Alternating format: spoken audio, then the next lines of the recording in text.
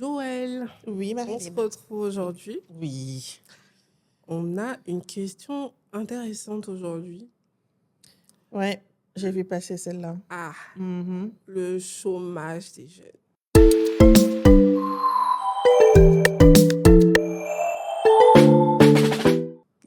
Pour toi, c'est quoi les causes? Pourquoi est-ce que, surtout, tu me parleras, parce que forcément, tu as des notions de notre réalité. Mhm. Pourquoi est-ce que, en Côte d'Ivoire, Mhm. on a un taux de chômage aussi élevé? Tu me diras. D'après moi, enfin, ma réponse va plus être une question. Parce que il serait facile de pointer du doigt les institutions, peut-être la façon dont l'éducation est menée. Ce sont des points qui sont importants.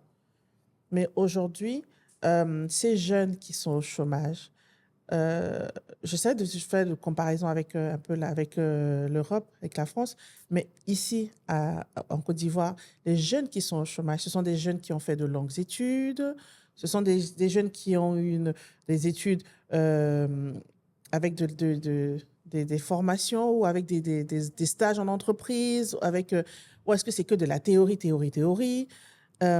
Et au bout de cette théorie-là, est-ce que ce sont des jeunes qui cherchent vraiment? Parce que le tout, c'est pas de Ah s'asseoir oui. au quartier, quoi que ça va te tomber comme ça, parce que tu sors de l'école, tu as un grand diplôme, tu vas trouver le travail. Est-ce que Mm. tu cherches vraiment? Correctement.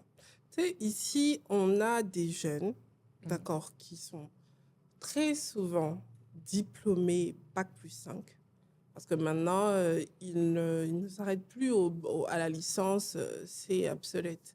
Bac+5 minimum. Mais, premier constat, il y a de bons candidats. Attention, c'est pas ce qu'on est en train de dire. Mais dans ces lots-là, il y a des personnes qui n'ont pas le niveau des diplômes. Ah, Ils ont sur le papier un Bac+5. Tu le mets sur le terrain, il a du mal à ouvrir Excel, par exemple. Il y a... J'ai l'impression que tu parles par expérience. Oui, Vas-y, raconte. exactement. C'est de la souffrance quand tu recrutes. Oui. Honnêtement, parce que déjà, la personne qui vient postuler, quand tu le vois en entretien, il y a certains qui n'ont pas conscience qu'ils viennent en entretien. Mhm. Et donc, ils ont des attitudes rédhibitoires qui... Tu n'as même pas envie qu'ils soient de ton équipe. D'accord. La première des choses qu'ils cherchent, c'est on va me donner combien comme prime. Pourtant, on ne refuse pas qu'il faut une prime pour te déplacer, tout ce que tu veux. Encore que c'est clairement pas une obligation de te donner des sommes importantes, mais il faut déjà que tu aies un minimum. On ne te demande pas d'avoir l'expérience de quelqu'un qui a 10 ans. Mhm. Mais il Pour faut la que base. la base, le B à bas, tu ne l'as pas. Alors, Ça, c'est la première problématique. oui. Donc, c'est soit... Maintenant, c'est le questionnement. Est-ce que la formation est obsolète? Ouais, c'est ça. Est-ce que c'est le candidat qui a plutôt des problèmes? D'où ça vient pour moi? Les causes sont multiples. D'accord. Les causes sont de tous les niveaux. Mhm. Parce que pour moi, la formation n'est pas adaptée parce qu'elle est en majorité théorique. D'accord? Et que les personnes qui ont la chance de pouvoir faire un stage, déjà, chez nous, on le commence peut-être en licence, d'accord, pour pouvoir valider la licence. Mhm. Et là encore, pour avoir un stage, c'est caillou, c'est Mhm. compliqué comme on dit. Il faut connaître quelqu'un qui te recommande et tout ça, ici, pour pouvoir avoir le stage. Oh, ça, j'ai envie de dire que c'est un peu partout, hein. Les stages sont de plus en plus difficiles à trouver. Difficile à trouver. Ouais, Pourquoi? ouais. Parce que il y a aussi le fait que les employeurs se sont rendus compte que c'est casse-tête de former quelqu'un Oui, c'est pas qui n'a évident. pas le Il faut niveau. avoir le temps aussi de former. Non seulement le temps, et Mhm. puis pour moi, la formation, c'est un investissement. Tu ne formes pas quelqu'un qui n'a pas vocation à rester avec toi pour que tu bénéficies de la formation que tu lui donnes aussi. Il faut se Ouais. mettre dans la peau de l'employeur aussi. Oui, mais moi, je suis toujours dans la peau du salarié, donc oui, mais je Ah, t'écoute, oui. donc il faut avoir ce regard-là de se dire, moi j'aime former. Je suis formatrice, j'aime former. Mais pour former, il faut déjà que je me dise, attention, je forme quelqu'un parce qu'il va rester avec moi. Il va faire partie de mon équipe pendant un petit moment déjà. On ne dit pas que tu ne vas pas évoluer, tu vas évoluer, mais il faut quand même que je puisse bénéficier de la formation que je te donne. Oui, ça, j'entends. D'accord. Oui. Donc, le BABA d'abord, Mhm. la formation parce que tu as un projet quand même professionnel pendant quelques temps avec moi. Mhm. Et dans ce cas-là, on y va. Mhm. Ça, c'est pour ma part les deux premières Mais est-ce que ça ne vient problématiques. pas déjà de l'origine? Parce que ces jeunes-là qui se sont focalisés sur l'obtention de leur diplôme, Oui. parce qu'on dit ici en Afrique qu'il est important de faire de longues études. Mhm. Mais sauf qu'on a tendance à oublier justement qu'il n'y a pas que la théorie, il y a Il y a la pratique. Est-ce effectivement. que cette partie pratique ne serait pas bienvenue dans le cursus de Et c'est ce que formation? je te dis. Il y a des personnes qui étudient. Ils font tellement la théorie qu'ils ne savent pas concrètement en quoi ça consiste, Leur le métier, travail. oui, parce que Ils ne c'est ça. savent pas. Oui. Et c'est au bout de 5 ans d'études universitaires que tu viens découvrir ce que c'est que ton métier. Ouais. C'est quand même Ben, c'est le gros paradoxal. problème des études générales, comme on dit. Parce qu'en France, il y a général et puis il y a technique. Oui. Donc, tout ce qui est études générales, c'est souvent le problème que les élèves ont au sortir de leurs études. C'est qu'ils n'ont pas eu de temps de pratique. Et ça favorise le chômage aussi. Parce que, attention, toi, tu sais même pas ce que tu vas faire là-bas. Tu n'as aucune idée. Tu n'as aucune idée de l'attitude à avoir en entreprise. Mhm. C'est tout ça, ce sont des points qui permettent à l'employeur de te garder au sein de l'entreprise. Donc, tu n'as pas l'attitude parce que tu n'as pas appris précédemment. Chez vous, je pense que en troisième même, il y a des stages, il me À semble. partir de la quatrième même. Ah, eh ben voilà. Pour certaines filières, à partir de la quatrième, il peut y avoir des stages dits des stages d'observation. Oui. En fait, ces stages-là permettent aux jeunes de venir observer un métier, de se dire, oui, j'aimerais le faire plus tard ou pas. Ah, C'est il pas nous en mal. faut. C'est ça. C'est vraiment, c'est déjà, ça donne une idée et parfois, ça permet de mieux s'orienter. Tout à fait. En dehors de ça, il y a aussi ce qu'on appelle des conseillères d'orientation dans les établissements Ah, nous, on qui en a, prennent le mais temps, qui font leur boulot. Précisons. merci. Qui font leur boulot, qui prennent le temps de discuter avec les élèves qui en ont besoin. Parce qu'il y en a qui ont déjà une idée de ce qu'ils aimeraient faire, même si après ils changent au cours de leur cursus, mais ils ont déjà une idée de ce par quoi ils veulent passer. Je dis, quand on est jeune, on a encore le temps de pouvoir se tromper et de dire, oh, je veux bien ça, mais finalement, c'est pas ça. Autant mieux se tromper à ce moment-là. Oui. Mais ces conseillères d'orientation, elles ont quand même un impact important Oui. dans la vie future professionnelle des élèves qu'elles ont. Donc, c'est pas un métier à prendre à la légère. Hein. Abidjan, le conseiller d'orientation, il est là pour faire joli. Moi, je me rappelle, au collège, on en avait. Ouais. Il n'a servi qu'à organiser une journée carrière. Où tu sais, en terminale, on a beaucoup de journées carrière qui, pour moi, sont des journées commerciales où les écoles viennent chercher des clients sans pour autant aider le candidat à se trouver.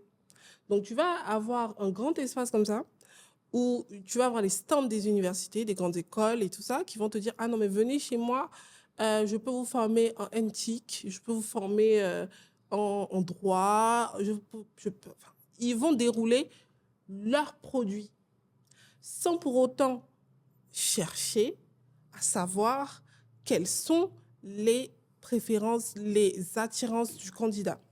Le conseiller d'orientation, lui, il est là, mais vraiment, pour ma part, pour faire beau. Il y a en moyenne combien d'élèves dans les classes ici? Oula, ça dépend de l'école, de l'université. On peut aller pour des universités privées comme les universités étrangères à aller une trentaine de Je suis même pas dans personnes. l'université, on est même déjà loin. Oui. Même collège, lycée, Oula, collège, dans le public, ils ont dépassé la centaine. Hein. en effet. Donc, il n'a pas le temps une de seule se- conseillère d'orientation, ça Ça suffirait pas. Ça va jamais C'est suffire. c'est énorme. Oui. Parce que le but, c'est vraiment dès ces âges-là, dès le Ah, collège, non. pouvoir, et c'est difficile avec autant d'élèves de pouvoir les connaître. Au public, la centaine, au privé, allez, peut-être la 60, la Alors que cinquantaine. nous, en France, voire la trentaine. on est autour de quoi? Dans la classe de mon fils qui est en quatrième, ils sont 26 élèves. Là, c'est plus possible. C'est Là, c'est possible. et la conseillère, elle les connaît. Ah bah bien sûr. Je veux dire Elle a que un quand elle m'appelle, profil. elle sait tout de suite, elle connaît quasiment, Pas parce faire qu'ils sont, ça. je crois qu'ils sont deux, donc ils sont partagés. Ah, Elle, c'est, il y en a une qui prend les sixième, cinquième, et puis l'autre qui va prendre les quatrième, troisième. Parce que le collège, c'est que ça, c'est de la oui, sixième à oui, la troisième. Et c'est ça. après, le lycée, c'est C'est le lycée. de la seconde à la terminale. Pareil ici. Donc, Mais nous, on n'a pas autant de personnel pour ça. D'accord. voilà, Donc, c'est résultat, là que ça débute déjà. oui, moi, tu sais, j'ai un fantasme. Mhm. Un fantasme de l'éducation où l'orientation se fait dès les classes préparatoires, C'est trop idéalement. tôt. Moi, je pense, on en parlait, on peut susciter. Ouais, Et peut-être. je fantasme aussi d'une scolarité où, pendant les vacances, ou même 1 mois ou 2 mois de la scolarité, Mhm. est dédié à une mise en perspective des métiers. Mhm. Je me dis que une personne, un jeune, aller à partir de la quatrième, de la seconde, je ne sais pas, Mhm.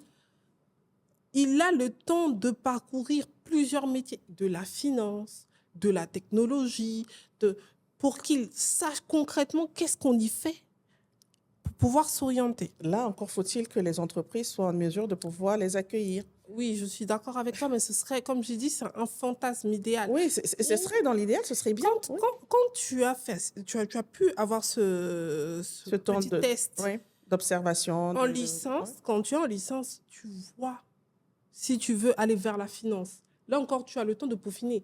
Mais tu sais que, par exemple, la finance m'intéresse, le droit m'intéresse, la technologie m'intéresse, les photos, l'infographie, le digital, C'est ça. l'IA. Il y a tellement de possibilités. Ce n'est pas que médecin, avocat, Pharmacien. pharmacien. Ce n'est pas que ça. On a plein de métiers d'avenir. Ici, on n'en parle pas assez. Il faut que les personnes voyagent, quittent la Côte d'Ivoire pour découvrir des potentialités. Donc là, en gros, dans ton monde idéal, comment tu vois les choses? Comment tu vois les choses pour ces jeunes-là qui veulent intégrer le monde du travail? Qu'est-ce qu'il faudrait faire? Comment est-ce qu'ils devraient... Il faudrait se préparer volontairement parce que on ne va pas attendre les autres pour le faire. Oui. Donc, première préparation, c'est déjà de commencer à chercher pendant les vacances à intégrer des entités aussi petites soient-elles pour pouvoir voir comment ça se passe dans le monde du travail dans un premier temps. Ça, ce serait vraiment idéal. Donc, il faut qu'ils s'impliquent aussi dans leur avenir, ces jeunes-là. Et aussi s'impliquer dans les activités extrascolaires. On n'en parle pas assez, Oui. mais les activités extrascolaires, les ONG, les associations, ça forge. Oui. Moi, je viens de C'est l'association un produit des associations. Pur produit. J'aurais pas pu avoir cette aisance-là si j'avais pas eu des personnes pour me guider, pour me former à l'université. En art oratoire, par exemple, on pense que c'est rien, mais ça change la vie. Il y a beaucoup de personnes qui manquent de confiance en eux, qui ont du mal en entretien à aligner 3 phrases, qui sont timorées. Je t'assure que s'ils avaient, pendant leur cursus, eu le temps d'apprendre l'art oratoire, les techniques, ils n'auraient pas ces problèmes-là. Ils seraient plus à l'aise dans la recherche d'emploi. Il faut aller vers ça. Il faut aller vers les associations, vers les ONG. Ça te crée ton réseau. D'accord. Donc, quand tu viens, tu dis que tu fais partie de telle association, tu as eu à faire tel poste de responsabilité. Moi, c'est un indicatif. Parce que je sais que tu en veux. Tu vois, tu cherches par tes moyens. Je te donne la chance. Et surtout qu'à l'intérieur des associations, on rencontre plusieurs types de personnes qui viennent de milieux différents. Merci. Et qui vont, en discutant avec elles, te permettre, toi, jeune, d'avoir peut-être une idée plus claire de ce que tu veux faire plus tard et qui vont pouvoir te guider dans ce sens-là. Donc, c'est pas plus mal parce que il faut, dans tous les cas, il faut soi-même déjà s'impliquer. Ne pas attendre juste d'être sorti de l'école et d'avoir fini ses études, d'avoir son diplôme en main et de venir le brandir comme ça, comme le drapeau et dire « j'ai tel diplôme ». Non, ça ne suffit pas. Aujourd'hui, en tout cas, ça ne suffit plus. Ça suffit plus. Être long crayon, comme on dit, ça ne suffit plus. Il faut vraiment avoir un minimum d'expérience. Tout à fait. Pas du métier, mais expérience du monde du travail, Effectivement. dans sa généralité. Et petite parenthèse pour l'erreur qu'on a fait, et j'aimerais pas que les autres le fassent, prenez au sérieux les langues. Oui. L'anglais, le russe, je ne sais pas moi, mais prenez au sérieux les langues. Oui.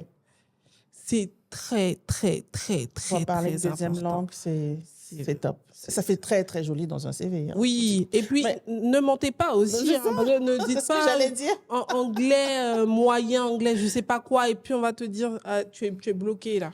Non, il va dire anglais parlé. Ha, Et on va te dire, fais une phrase, tu commences à réfléchir. tu balbuties. Ah non, ça déjà, c'est très, très révélateur. Donc vraiment, prenez au sérieux les langues. Ça facilite l'insertion. C'est ça. Crois-moi, on cherche, dès que tu mets que tu es bilingue et que tu es réellement bilingue, tu ne vas pas chercher longtemps. C'est ça. On va s'arracher tes services. C'est ça. Il faut le faire. Écoutez, on a pas mal parlé. Oui, on va vous laisser la parole. C'est ça. Dites-nous ce que vous en pensez. Dites-nous. Et puis, on va Si voir. vous avez des idées, peut-être qu'il y a des points qu'on aurait omis. Oui. Les idées sont les bienvenues. Si vous avez d'autres sujets que vous voulez qu'on aborde, pareil, Laissez-nous bienvenue. des messages. N'hésitez pas à nous donner vos avis et vos messages sur nos différents réseaux. Merci beaucoup. À bientôt. À bientôt.